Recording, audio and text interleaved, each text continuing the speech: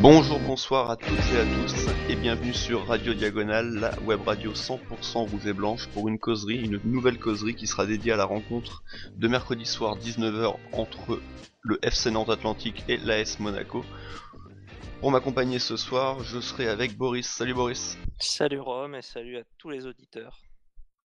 Donc voilà, comme je le disais, hein, une rencontre qui s'enchaîne assez rapidement avec la dernière rencontre qui a eu lieu donc avant-hier, dimanche soir.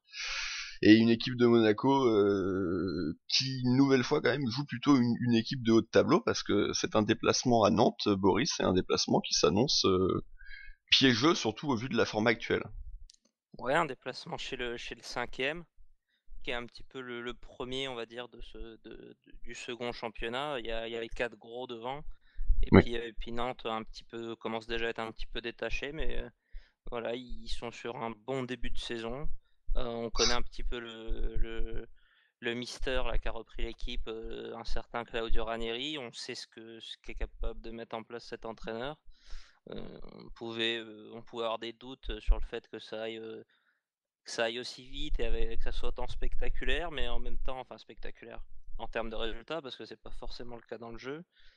Mais voilà, la Ligue 1 sortie de ces quatre-là est quand même assez faible. Je crois que c'est Caen qui est sixième, Oui. donc voilà, Nantes reste une de ces bonnes équipes qui, effectivement, vu notre forme du moment, on a tout lieu de pas être très rassuré avant d'aller là-bas.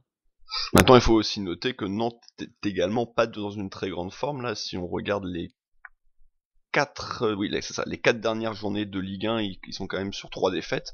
Alors ils se sont déplacés 3 fois, c'est leurs 3 défaites, dont un déplacement à Paris. Mais bon, là ce Oui. week-end ils ont perdu à Rennes, ils avaient perdu à Ah, Dijon il y a 3 semaines. Il y a une victoire face à Toulouse au milieu de ces 4 rencontres et une élimination également en coupe de la Ligue. Donc quand même 4 défaites sur les 5 dernières journées. mm. Nantes n'est pas Et non plus dans une forme. perdre à Rennes, c'est chaud quand même. Oui, bah après c'est toujours l'effet un nouveau coach, même si c'était pas son premier match à la Mouchi, mais on sait que souvent quand il y a un nouveau coach, Électrochoc. un électrochoc en même temps, au moment où Gourcuff est parti, Rennes était pour le coup sur une bonne dynamique, donc Ouais. c'est pas non plus forcément le cas.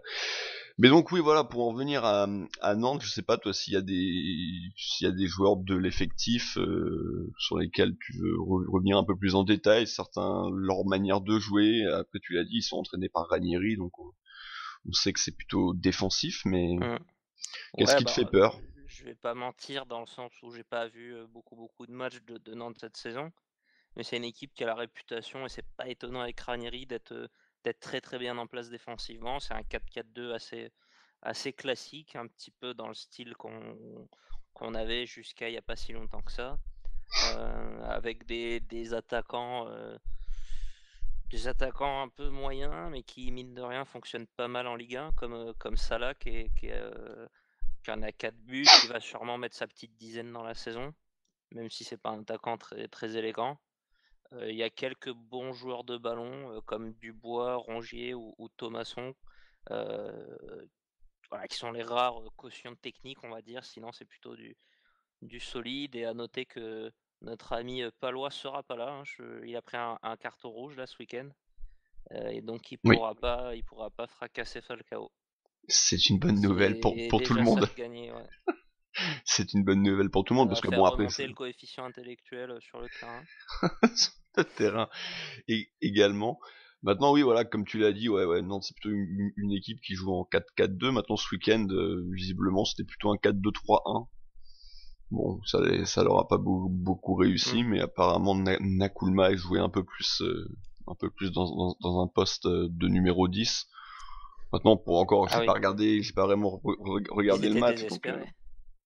oui, certainement. Mais à voir Mais ouais, maintenant. bon, l'équipe typiquement bien dans une période comme celle actuelle où on n'est pas très inspiré, c'est le genre d'équipe bien en place qui ça annonce pas tellement des bonnes choses, quoi.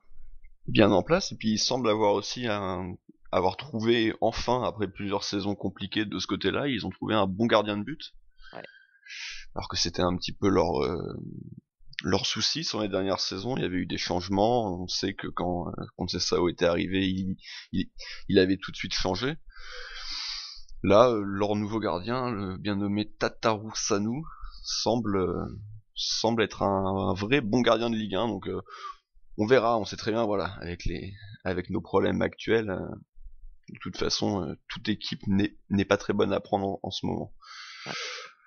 Donc voilà, maintenant on va justement nous s'intéresser un petit peu plus à nous et justement comment tu penses que l'équipe va aborder ce match là. Voilà, on savait que la semaine qui vient de passer était une semaine capitale dans le reste de la saison. Voilà, c'est une semaine qui ne permettait d'absolument rien gagner, et c'est une semaine qui permettait de De tout croire perdre. encore un peu, voilà, de tout perdre, de croire encore un peu à tout. On pouvait encore croire à une qualification européenne, on pouvait encore croire potentiellement à un championnat de France. Bon, Au moins être à l'Europe, la lutte, quoi. oui, voilà, mais l'Europe c'est fini, le championnat on est à 9 points, donc Ouais. Maintenant, ce qui se dessine, c'est quand on va jouer, il y aura sûrement une lutte un petit peu serrée entre nous, Lyon et Marseille. Place à 4, avec plus ou moins d'écart, mais bon, ça devrait quand même se tenir pendant un petit moment. L'Europe c'est fini, il reste plus un match cadeau, et puis après il y aura les coupes. Mais voilà, même cette deuxième place dont on pouvait se dire ça sera le moins bon scénario cette année, bah, il va falloir mettre le bleu de chauffe maintenant pour l'assurer, parce que Lyon est passé devant, Marseille est à un point.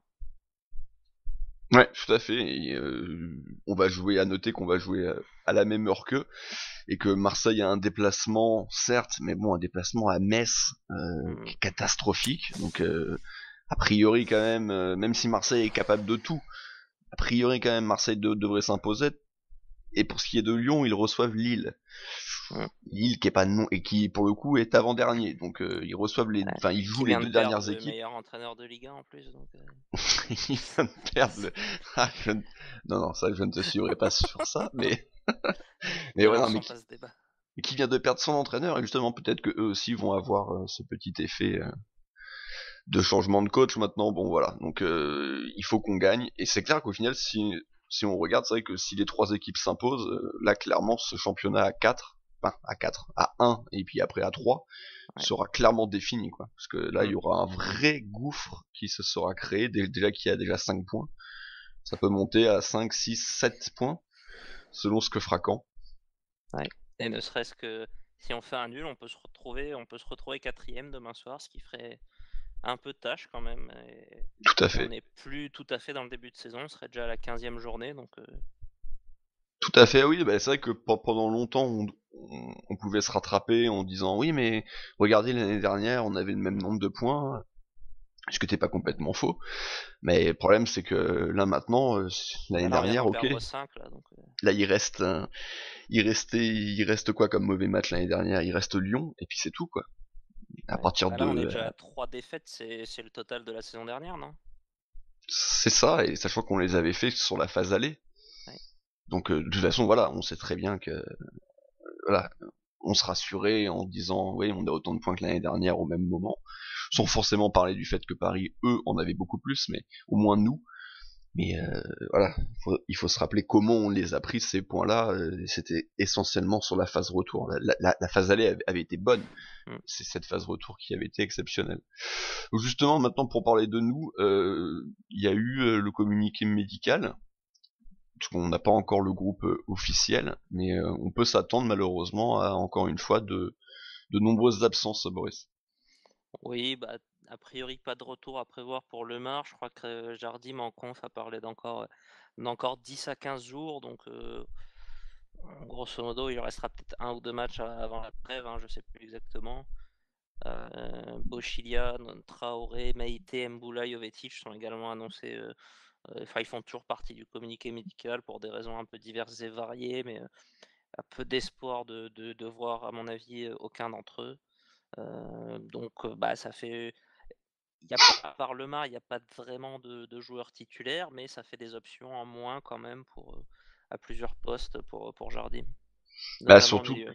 oui, c'est surtout c'était un peu le débat qu'on avait après Paris, c'est est-ce qu'il fallait pas justement faire un petit peu tourner pour sanctionner certains joueurs, mais aussi peut-être les reposer, même pas physiquement, parce que le physique au bout d'un fin, c'est des joueurs pros, c'est pas enchaîner 3 matchs, ça va pas les tuer les mecs, et c'est plus les reposer mentalement.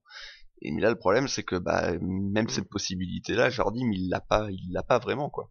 Ouais, les faire reposer et puis aussi les mettre un petit peu plus en concurrence, quoi. C'est-à-dire qu'au bout d'un Oui, moment, les 11 là qu'on jouait contre Paris, ça devait pas être trop éloigné de ceux qu'on jouait contre Leipzig, à part peut-être un ou deux postes près.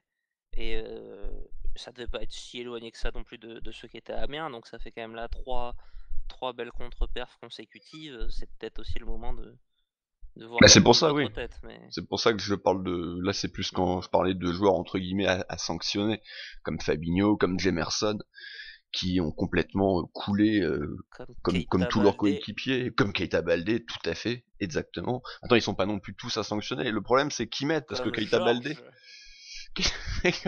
après on peut quasiment tous les citer au final.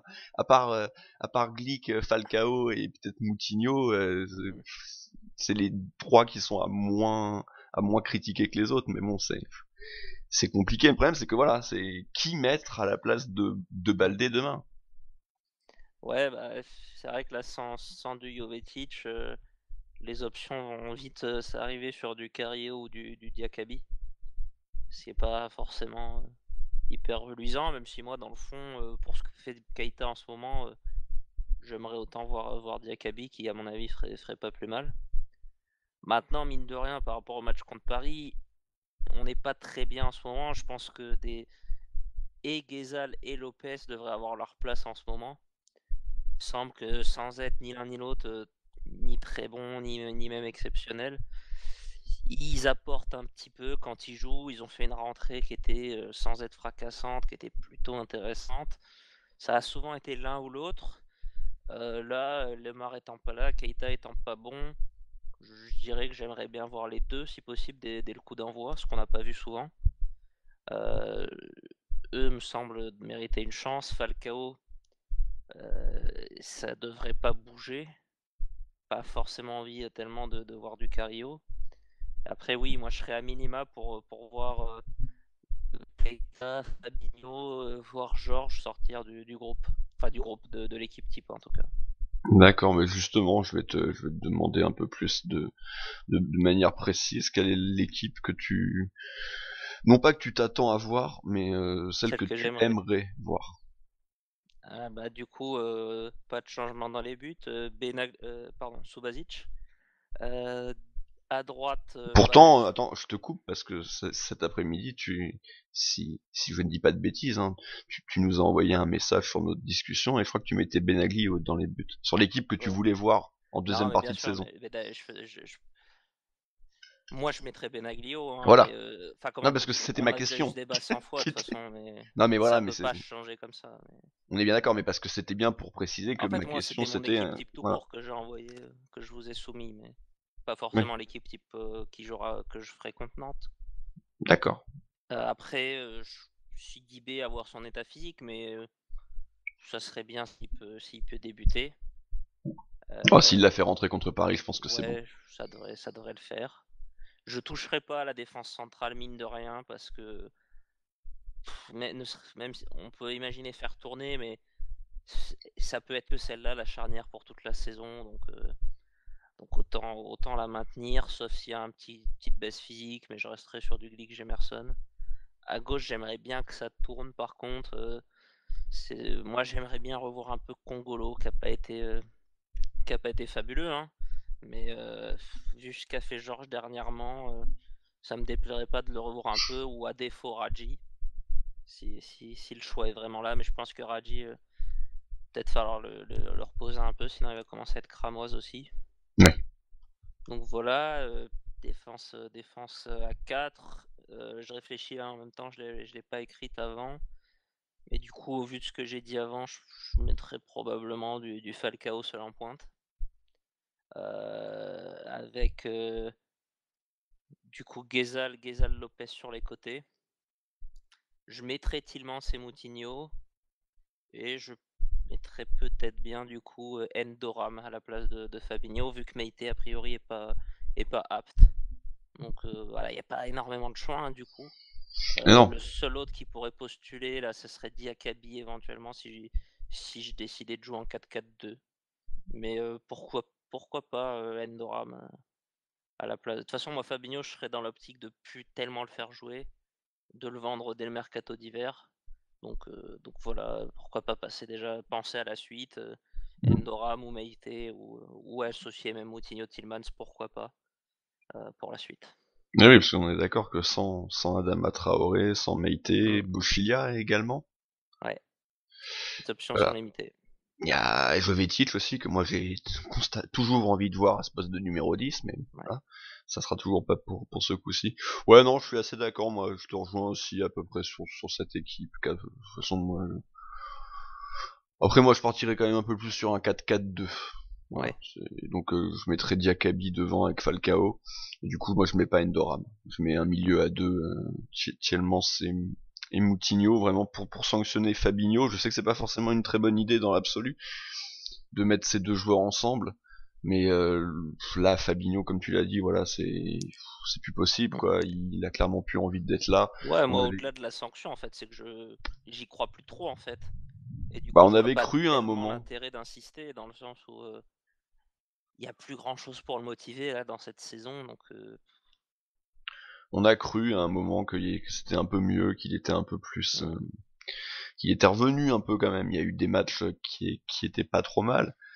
Mais là, de nouveau, c'est dur, c'est très dur. Donc ouais, moi Après, je c'est t'avoue vraiment que je crois pas du tout à cette compo. Je pense que Jardim va continuer à se fier à Fabinho tant qu'il est pas oui. out pour une raison ou pour une autre. J'attends pas énormément de changements. J'attends moins de changements en tout cas de la part de Jardim. Oui, c'est vrai qu'il nous a quand même assez souvent habitués à faire peu de changements, ou en tout cas à faire vraiment des petits changements, parce qu'il faut quand même se rappeler que l'année dernière, si je dis pas de bêtises, je crois qu'il a jamais aligné 2 fois de suite la même équipe, ce qui est C'est quand même possible. assez extraordinaire. Après, c'était toujours un changement en fait, ce qui Ouais. permettait que ça soit pas la même équipe, mais c'était Mm. pas je change tout d'un coup, bien entendu, mais ça tournait souvent avec Germain, avec Baka, avec voilà. C'était toujours un joueur. Là, on aimerait bien que ça soit un peu plus qu'un ou deux, mais bon. Nous verrons bien. En tout cas, cette rencontre aura lieu demain, donc 19h sur beIN Sport, non? Ouais, j'imagine. Je pense, étant Pourtant, donné l'eau. c'est un peu le match historique de Canal qu'ils aiment bien mettre chaque année parce que je crois que c'était le premier de leur histoire. Eh Et oui, là, du mais coup, vu l'horaire, à mon avis, ça doit pas être du Canal, ça.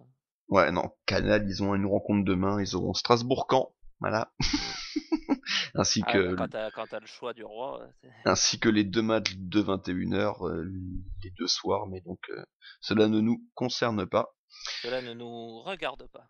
non plus. Et donc voilà. Donc merci de m'avoir accompagné pour cette nouvelle causerie. Nous, on sera en débrief, alors live ou pas, a priori non, mais bon, vous le saurez de toute façon sur les différents réseaux sociaux. De toute façon, le débrief sera fait relativement rapidement après le match, donc il devrait être disponible aux alentours de 23h, 23h30, tout du moins sur le site internet. Pour YouTube, c'est toujours un petit peu plus long. Également, annonce Club Mounegou, jeudi soir 21h en direct sur YouTube. Enfin oui, mais bon, on a passé une invitation sur les différents réseaux sociaux pour que un auditeur participe à l'émission comme habituellement. Donc merci de faire vos candidatures en message privé et afin de voir si vous pouvez être intéressé et comment on peut s'arranger sur la partie technique. Il faut juste que vous ayez un compte Skype vu qu'on fait les clubs Mounegou sur ce support, contrairement aux autres émissions. Merci de nous avoir écoutés en tout cas, et Dagé Mounegou malgré tout. Courage à tous. Et bisous.